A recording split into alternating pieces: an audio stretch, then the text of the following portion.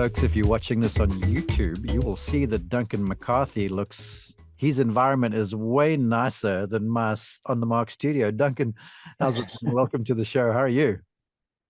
I'm brilliant. Brilliant. Thank you, Mark. Thanks for having me on the show.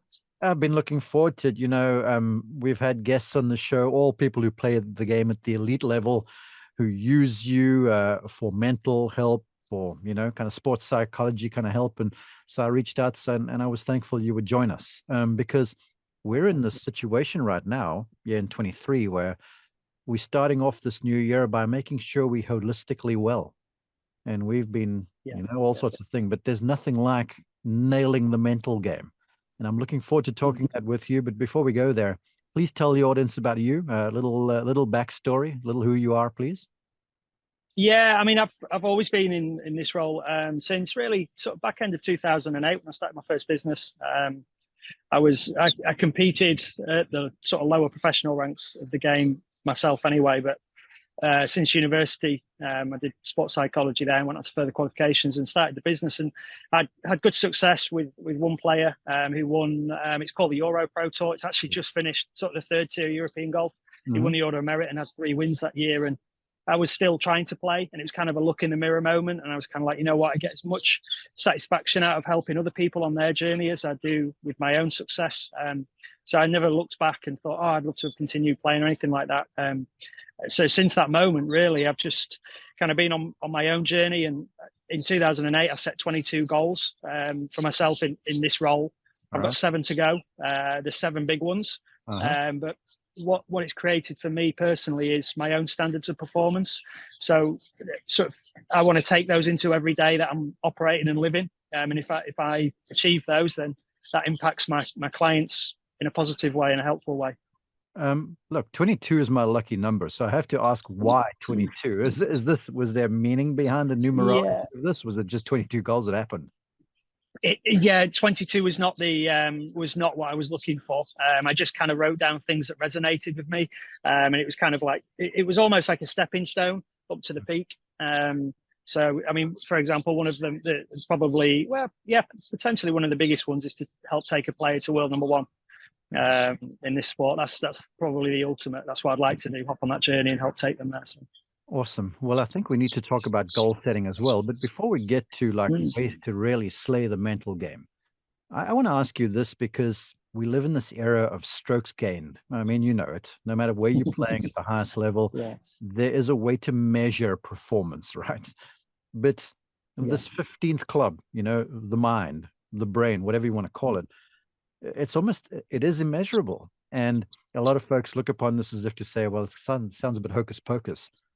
But the higher you progress in the game, the more it becomes a mental game. So I'd like you to sort of paint that with a broad brush a bit and speak to the value of understanding and excelling in the mental area of golf and sports, if you will. Yeah, absolutely. I think it's actually appropriate with these palm trees behind me, actually. But, I have a bit of a view that if you want a tree to thrive and grow and be as strong as it potentially can, obviously it needs sunlight and rain. Which I kind of look at and go, well, wonderful. You can see those things happening, which is great. And the sunlight and the rain are kind of like the physical and the technical part of the game. So you can do a split screen and go, this is how you were swinging a month ago, and this is how you're moving now. So you can literally see that with your eyes. In the gym, you can see that your movement's increased from a month ago to now, the body shape, etc., things like that. But then the component that a lot of people miss is actually the importance of the roots and the quality of soil, the minerals that's being fed to it, the fertilizer, etc., things like that. And you can't see that. That's underneath the ground. And for me, that's the mental element. It's the bit that you can't just create a split screen. It's almost where you're on a journey with an individual and all of a sudden they come out the performing arena off the golf course. And it's that when they look back and have that reflection and go, oh, I did what we've just been talking about. I did it. There's some evidence there. And it's that bit you can't just suck it out and go, well, look, this is how you can't chop it down the middle and go, this is how you were thinking before and what have you. So that's very much my kind of take on it in terms of that. It's the importance of the roots and feeding it. We're always going to think. It's a sign that we're living. You don't want to not think, but we do need to understand we can't hit a golf ball with thoughts. We hit it with a golf club. So my job's actually to get people to think less, or at least if you're going to think helpfully rather than unhelpful. Yeah. Look, the folks have obviously downloaded this podcast looking at the title and they're like, yeah, I need to improve my mental game. But I'm sure there are folks listening out of interest, maybe curiosity, because they're like, look, this is who I am. They're the realists, if you will. And it's to say, I have this scar tissue. It's who I am. It's nature versus nurture, and this is who I am. I personally believe that anything mind changing, routine changing, this sort of stuff is doable. And I've contended that I feel like it's as hard a job maybe as even going to make an adjustment to the golf swing, if not harder. What say you? Yeah, absolutely. I think you have to be willing. It's a bit of an old adage, this, but you have to be willing to help yourself and explore before you can take that journey on. And for some people, it's not something that they want to explore or go into that journey, or the timing might not be right. And, that's okay. That's fine. But for those who kind of want to engage, I think that the opportunity is massive, but it's an exploration of yourself as much as the skills to use in the performing arena.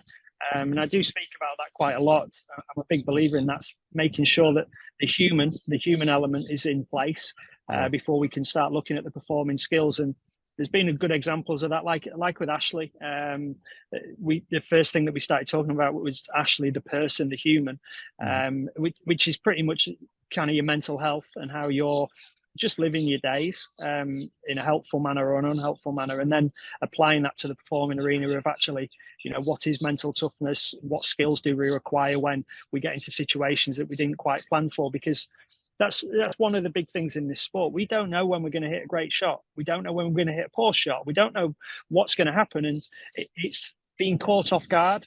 And it's just having that awareness, ultimately, that when something out of our control happens that we didn't want to have happen, we're prepared for it.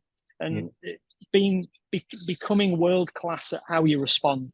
It's not necessarily what happens to you. You can deal with that through analysis post round and post tournament. But for the moment, while you're out there, it's that awareness that's going to help shift you back on track ultimately. I love that. And for the folks listening, wondering who's Ashley, it's Ashley Buhai, young South African lady, won the Women's British Open last year in 2022. She's one of many clients of Duncan's. Okay, let's get to it. I texted you. I'm like, look, Duncan, we like to package things because people like lists, and so I'm like, 4 or 5 ideas to slaying the mental game. I'm certain goal setting is in there. You'd mentioned it early, but why don't you kick us off with tip number 1, insight number 1 to share? Yeah, I wrote these down because honestly, Mark, I'd have written about 20, 30 down otherwise. So I'm glad you gave me a number. But interestingly, I didn't actually write goal setting down, but just on goal setting, everybody has a different take on it. And I'm quite flexible with it because some people do believe in outcome goals. I split them up into 2 goals. So you've got your outcome goals and your process goals, quite a common thing, really. Yeah. And some people don't like to look too far ahead, and that's okay. But whether you believe in outcome goals or not, or whether you set them or you don't, it's actually irrelevant for me a little bit, because what it still comes down to is, what are you doing on a daily basis? Are you delivering a quality version of yourself? Are your actions aligned to where you would ultimately like to go? So whether you set outcome goals or not is, for me, a personal preference. Whether it motivates and inspires you or if it doesn't, that's okay. But ultimately, it does come down to the process goals. What the to-do lists, the tasks. What are my objectives for today? What would I like to get done? So I'm quite flexible with goal setting. I think it's a personal preference more than you must do this, you must do that, because we're all individuals at the end of the day. And so I just I just thought it might be helpful for the listener just to hear about that. I'm doing a me. Anyone who listens to this podcast at length will know that Mark's head starts spinning when he hears minds like yours going. I just want to camp for a minute where you what are you doing to make yourself a better person and throughout your day, because the golf is an extension of who we are as human beings. And I just love that take, because oftentimes we're sort of hoping for the best, but not necessarily building the roots underneath that thing, to use your palm tree analogy. Yeah, absolutely. I have a very simple phrase: plan for success, don't hope for success. Yeah. And you don't have to go into ridiculous detail, even if it is waking up. And I have a few of my players doing this, just a bit of an action list. What would you like to achieve today? What, treating every day as a blank canvas, and you get to paint the picture, but you've got to be willing to pick up the pencil and paint and draw the picture, or pick up the paintbrush and paint it. And if you don't do that, then anything could be drawn. So you start to do that either the night before or the morning of, and just writing down what does a great day look like, not complicating it, just keeping it simple. It might be very simple menial tasks, but the beauty with those tasks is once you've got them done, you have that sense of achievement. And I think that's an important thing for human beings, to have a continuous sense of achievement. We're going to have dips, we're going to have off days. It's okay. We're humans, we're not machines, but let's not dwell on it, and let's nudge ourselves back on track. And obviously that's where the beauty of a quality team or quality people around you can just help nudge you back on track sooner than others. Yeah. There certainly is discipline, personal effort involved. Okay, so I won't keep it off track now, folks. Let's get Duncan to what Duncan was going to do. All right, what's insight number 1?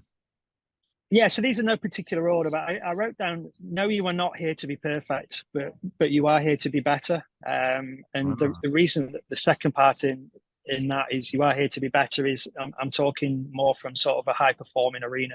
The majority of people that I'm involved with do this for a living, and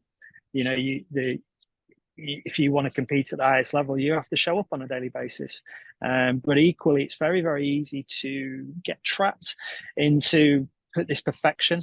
And because I'm doing it all day, every day, and making great commitments, making sacrifices, there's this subconscious expectation that's created that I must do things perfect, especially Thursday through to Sunday. And if I don't do that, that's unacceptable. But for me, that's where we've got to be very aware and very understanding that we should have standards of performance that we pride ourselves on, but not to create expectations, because the higher the expectation, the more potential disappointment there is below it. And when you have somebody, if you put it on a chart and you have 100% expectation, unfortunately, below all of that is potential disappointment. You never give yourself the opportunity to pat yourself on the back and go, I'm proud of what I did today. And I see a lot of that in high performing arenas. There's an old saying, a man with no expectations is never disappointed. And it's so true, because it doesn't mean that you don't have standards. It doesn't mean that you don't pride yourself on meeting those standards, but we don't require expectations because they're all future focused. And more often than not, it's very, very unhelpful for us to achieve our best. Hey, I love that. Let me preface this, but I will say this, because you're talking about the elite golfer, and I'm thinking of the club golfers listening to this. I think as a golf coach deep down, that's my route, even though I'm in broadcast now, that I see so many club golfers where you speak of these expectations and thinking they have to be perfect to shoot their best score, but they end up ruining the day because one or two things goes wrong, which is likely, it's inevitable.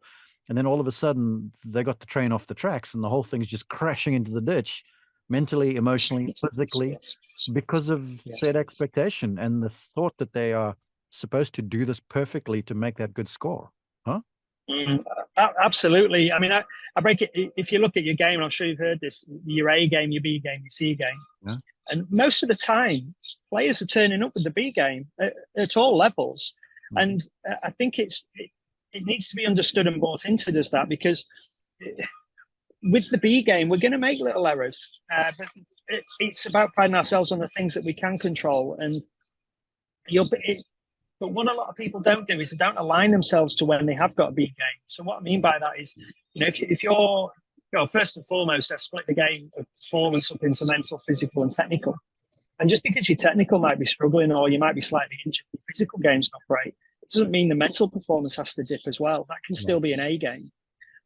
So it's important to understand that when you have your B game technical, going at flags all the time, and it depends what standard you play, but going at flags all the time anyway with an A game is not always advised, depending on where you're playing. But your B game shots, actually, center of the green might be the best you can achieve that day. It might be actually that you're not going to go for a par 5 and 2 and you're just going to put it into a position.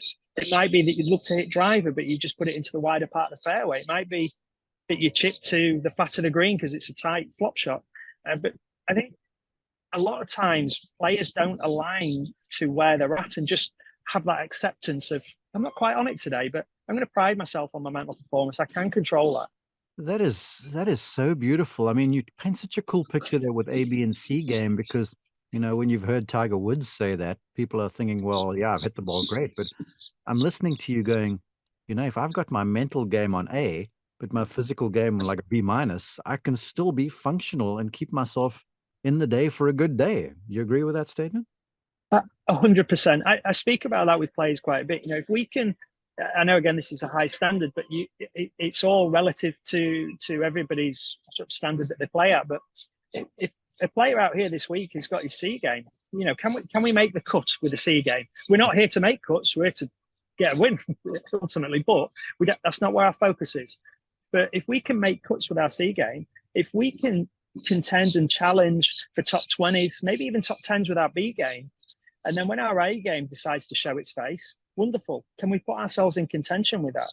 And a lot of people don't accept that. They go out with this expectation of, I should play well today. Or, the club golfer who starts to hit balls or go to the range twice a week, it gets to Saturday and has this expectation that, well, I've been practicing through the week. I've been hitting putts at home on the putting mat. I should hole everything. I should hit great shots.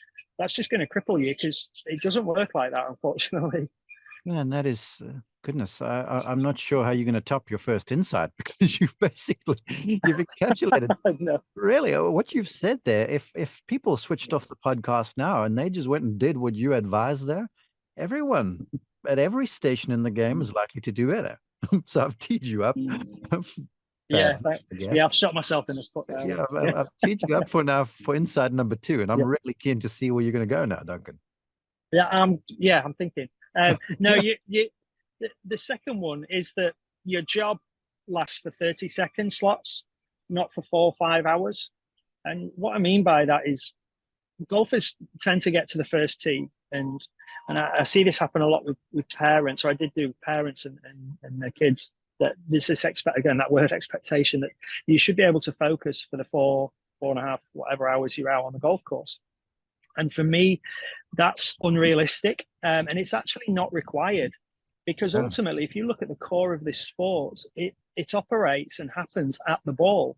This sport, if you didn't hit a golf shot, you're not playing the sport. You're just walking in mainly a lovely looking field with 18 flags in it. Yeah. So you've got to hit the ball to play the sport. And for me, when we arrive at the ball, that's when we're playing. That's when our job starts. And we have to be engaged. We have to make quality decisions, commit to those decisions, and accept all outcomes. And ultimately, that's our job. But it lasts for 40 seconds, 50 seconds. And that's a big thing that I get the players to do is, okay, let's have a start point to our job, but then let's have an end point. And the bit in between the golf shots, players think a lot. They dwell on the past. They analyze. They predict the future or imagine the future. And for me, that's very unhelpful because you're still in your performing arena. And for me, there's no time to analyze in a performing arena. If you're playing, if you misplace a pass in soccer, then you're not going to stand there and go, oh, what did I do wrong there? Was my technique wrong? Why did I do that? You've got to get back, defend, and win the ball back. And that's the difference in this sport. We have time to think. And for me, the thinking should be done and the analysis should be done after the round, where we look back and have that reflection. So it's about learning that skill and having that understanding that we're not here to perform for 4 or 5 hours. A lot of what we do leads up to those performances. For example, today here, everyone's here preparing, getting a feel for the course, maybe dialing some numbers, etc., whatever it is. And that's leading to their performance and the warm-up wheel and preparing the body, etc., whatever it is that people do before the play. But that we don't need to be fully engaged for that. A warm-up is a warm-up. It's not a training session, and seeing it for what it is. And when we get out there, it's just about working in those little 40-second slots and just priding ourselves on being the best version of ourselves in those moments. And in between, I've used it for years, but ABTP, I say to my players, anything but the performance.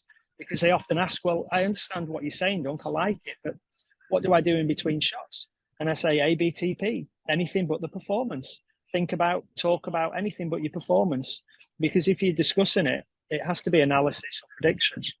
And that's unhelpful. So, I literally tell the players, crack a joke if you want, talk about life stuff. It's still going on outside of it. But then when we arrive at the ball, okay, let's engage again.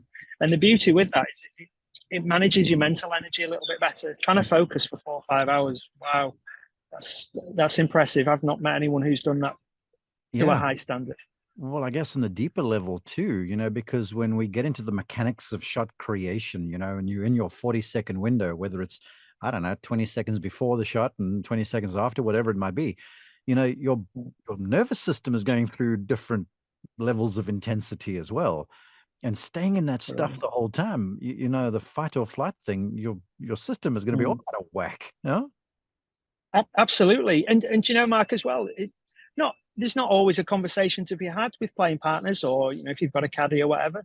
Sometimes actually it's just quiet, it's just peace.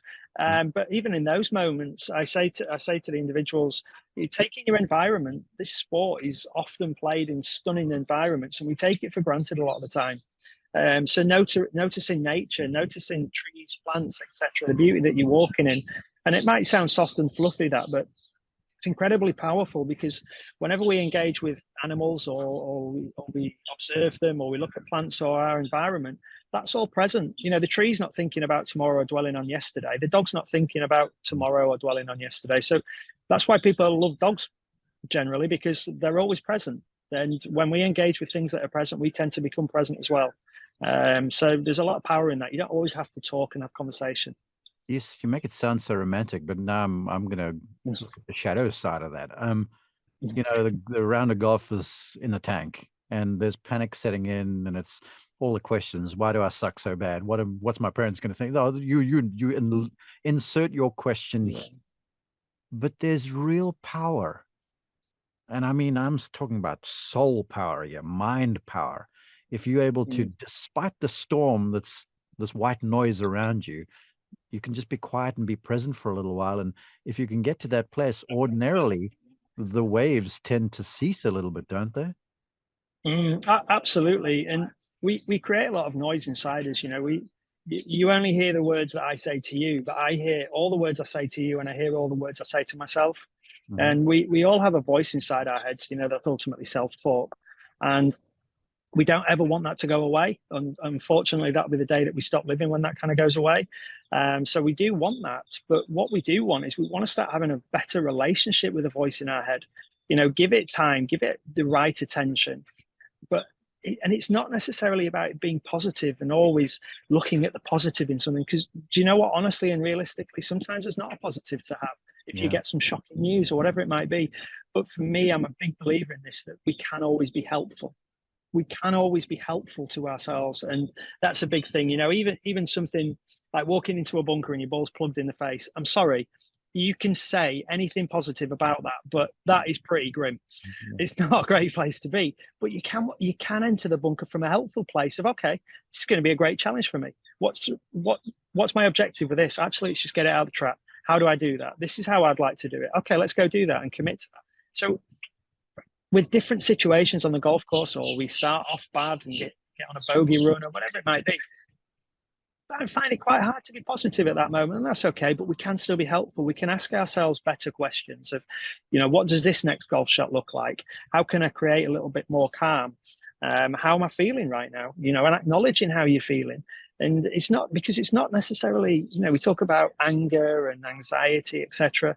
And there's quite a lot of depth to those if you really go into them. But it's not about never getting angry. For me, anger can be a helpful thing. But most people don't have a great relationship with anger.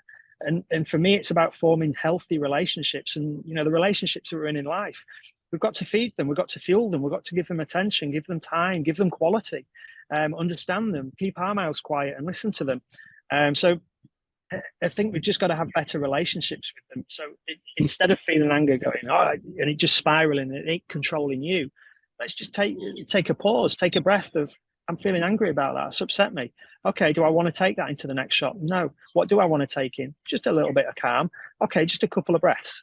And even if it is a couple of breaths, or slowing our pace down, the speed of our walks tends to increase as we get worse and worse with our score. So just being aware of things like that and just slowing ourselves down, because this thing gets very, very quick when we get into a place that we don't want to be in. Yeah, for the folks listening on audio, Duncan just pointed at his noggin, his head, when he said, it gets to going quick. Look, I could stop you on the two insights and how you've delved into them already, but I'm not going to, because I'm riveted to this conversation. Point number 3, what do you have for us there? Yeah, gratitude, and I think I use that word a lot, and it's more powerful than I think people realize. Because gratitude is always about something that is real, something that's in our reality.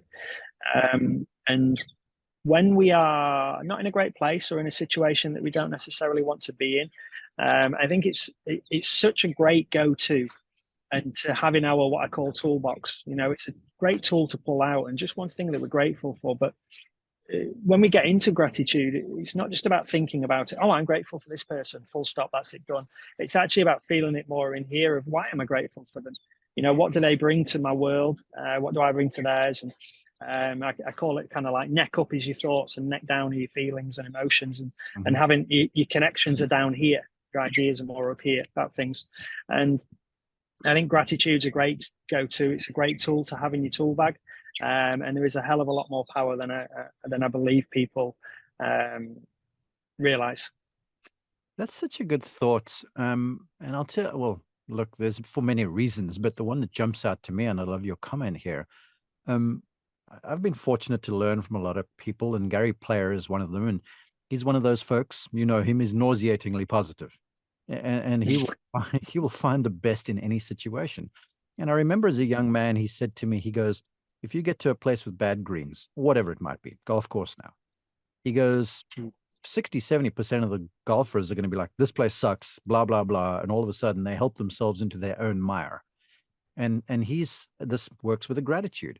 And then he'd be like, I'm thankful to be at this golf course. And this is great to play this, isn't it? And he'd start to, it might have sounded, well, completely functional when you start doing this. But when it goes from above the line, the head, from the head down to the feelings, when you start to plug this information in a little bit more, doesn't it? 100%. We don't use our feelings enough. I think we think things, and that leads to overthinking. We start thinking about the thinking, and people wonder why they get, even if you have a day where you're not physically doing a lot, but you still feel really, really drained and tired. That's mental energy. We talk about physical energy and exertion, but mental energy is a very, very real thing. And every thought that we have, that's another bit of energy used. It's like going into the gym, and every rep that we do, squats or shoulder press, whatever, every rep we do, we just get a little bit more tired, a little bit more energy used. And it's the same with our mind.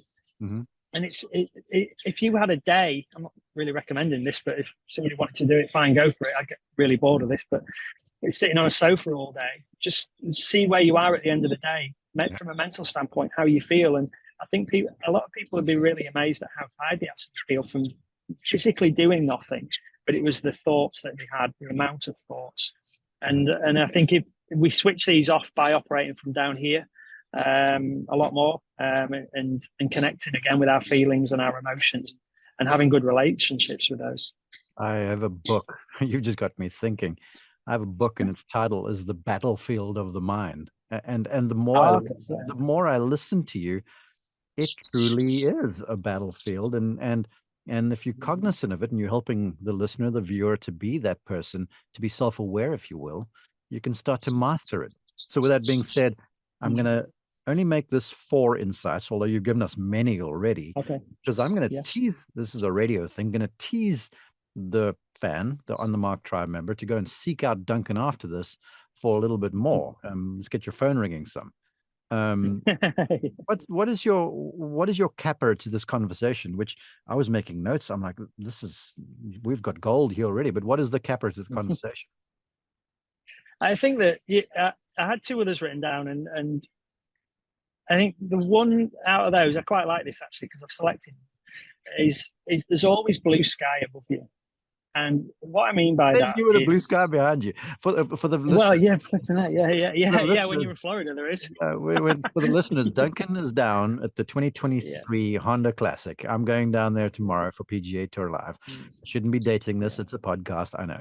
But I'm looking at him. There's palm trees. There's you can hear the birds in the background if you're really paying attention, and a beautiful blue sky. And I'm in the On the Mark booth over here. So yeah, there is blue sky behind you, literally. Yeah, there is actually. Yeah, I didn't actually say it for that, but yeah, you're right. But what I mean by that is that you know, it doesn't matter who you are. We have struggles, we have dips, we have tough times, we have challenges, and that's part of life. First and foremost, we're all blessed to be here and get this moment on the planet, but we do have those dark days where it seems as though the clouds are over us and there's no way out and what have you. And that can be in life, that can be on a golf course, whatever.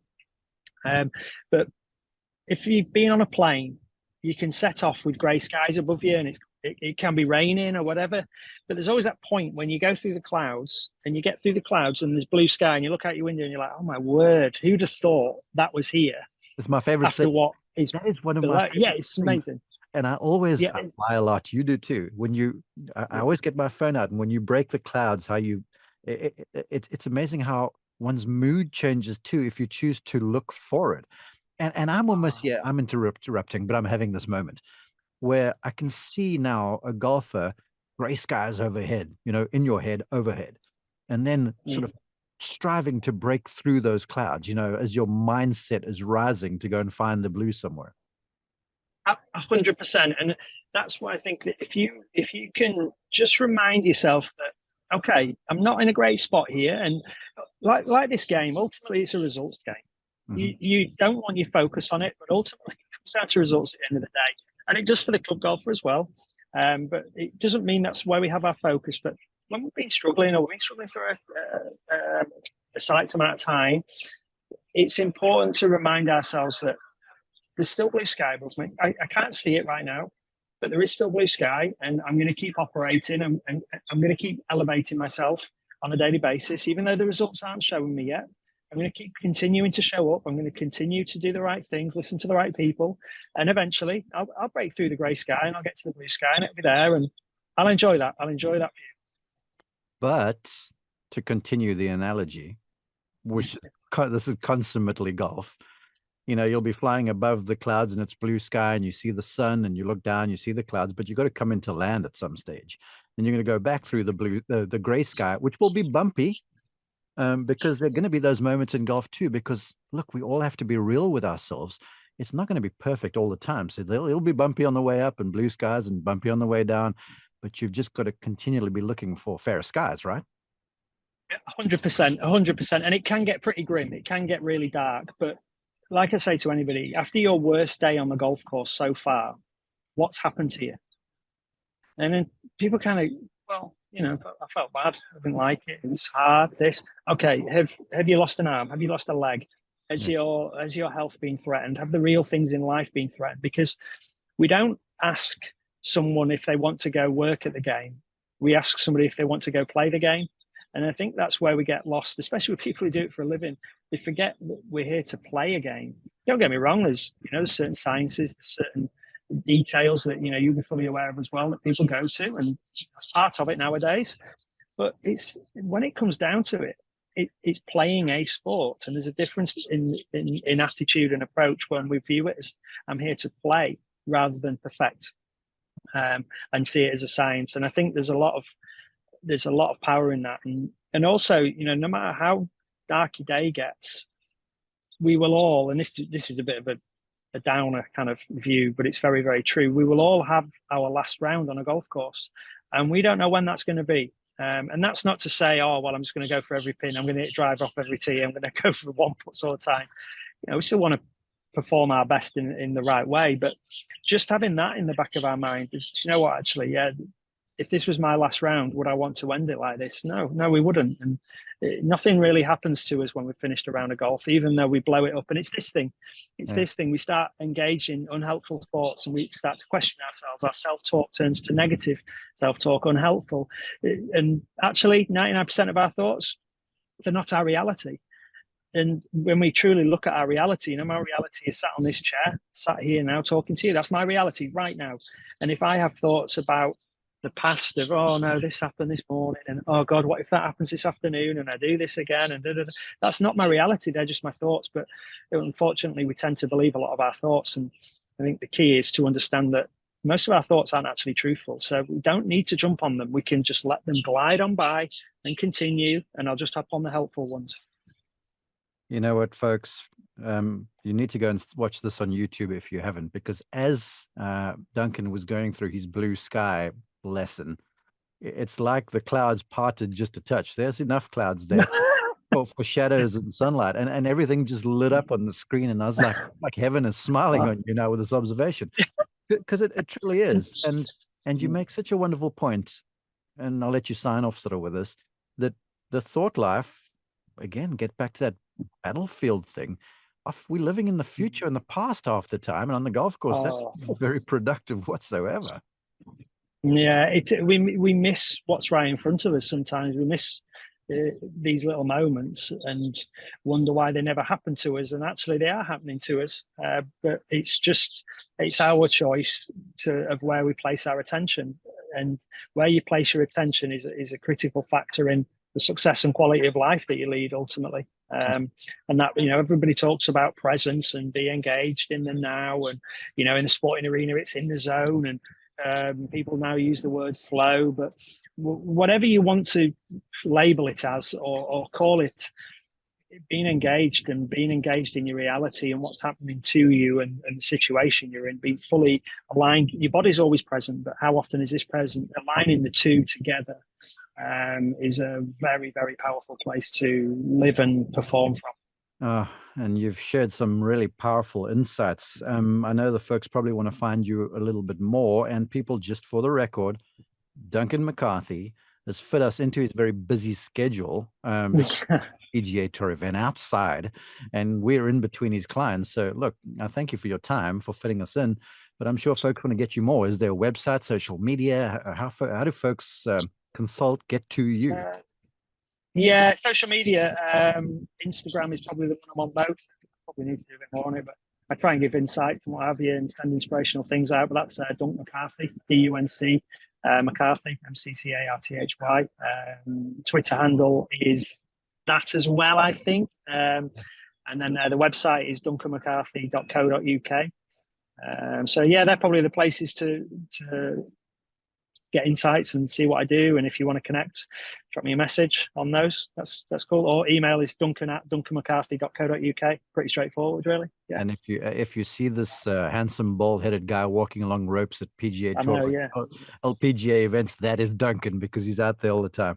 Hey, pass me some factor 50 actually if you're walking past me.